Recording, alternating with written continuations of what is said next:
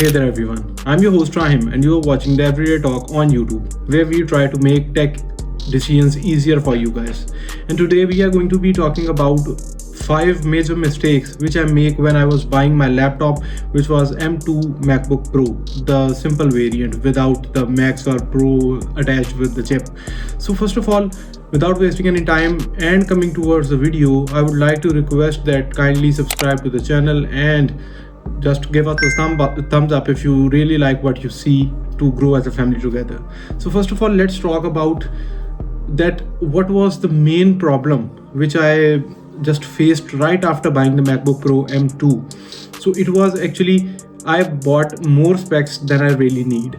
Actually, I was not looking up for that 16 GB RAM variant, and I think so that 8 GB was more than enough for the task which I do. For example, video editing, and then even a lot of photo editing, and then some things related to my physical business, which is the construction hardware business. So these all things were easily manageable on a 8 GB RAM variant. But once again, I invested in the 16 GB one, and I just regret that, not completely but somewhat, because I had to spend extra cash on that which could be saved, and I would have spent it to buy something, you can say, from the accessories point of view, a good dongle or a power bank, or you can say the AirPods could be upgraded with the money which I just saved from my MacBook. I have to buy them on my own now. So this was the thing which I just think so is worth discussing and could be a problem for you when you are buying a new laptop for yourself. Then the second thing was buying after buying more specs, it was not considering the 14-inch or 16-inch model, which is basically there with the M2 MacBook Pro. Although these variants come with a lot, you can say, heavier, or you can say a lot you can say a lot more powerful chip, but once again the thing is it comes with a cost, and I was saving the cost at that time. But once again, the 14-inch or 16-inch variant would have been much more better for the things which I do on my MacBook.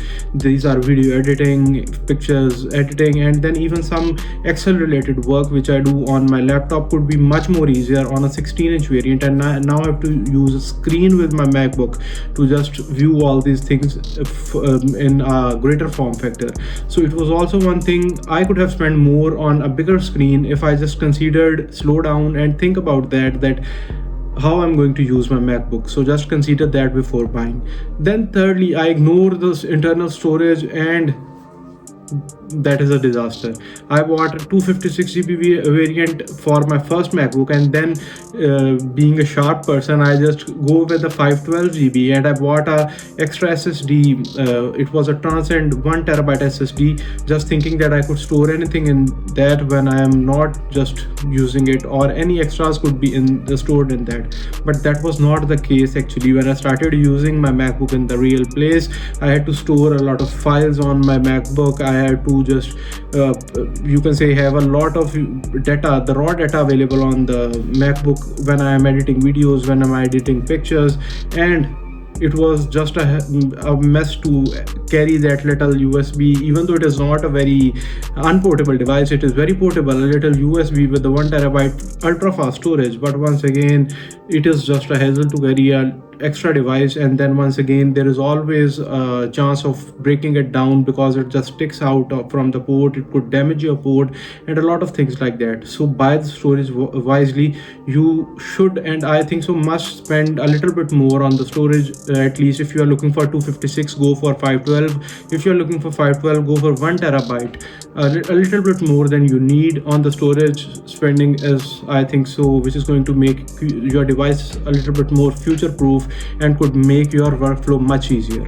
Now coming towards the next part, which is not paying attention to available sales and student pricing. Once again, when I bought my MacBook Pro M2, I was a student. I was studying BS in operations management, BS business, but at that time I just totally ignore all of the student sales. I ignored the Apple's educational pricing. I ignored the Christmas sales even at that time, which were just live when I was not here in Pakistan. So these are some of the things which you should look for, and buy your device when you are just you can say seeing any sale on any of the platforms like Amazon, and even Apple's own original website is offering Christmas discounts. They are also offering a lot of discounts for students, so just avail them, just look forward to them, wait for them, I think so, if you could, so that you could get your device much cheaper and spend that extra money on the accessories which you want to buy.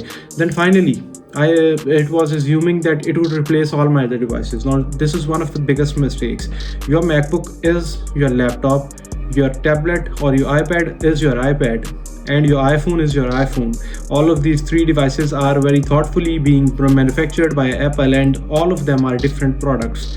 Your MacBook could never replace your iPad. Just imagine that you want to draw something, you want to take notes with your hands, and this is impossible on MacBook. Although you can take notes, although you could attach an external, you can say, a drawing pad and draw something, but it is never that natural as it is on iPad or any such tablet.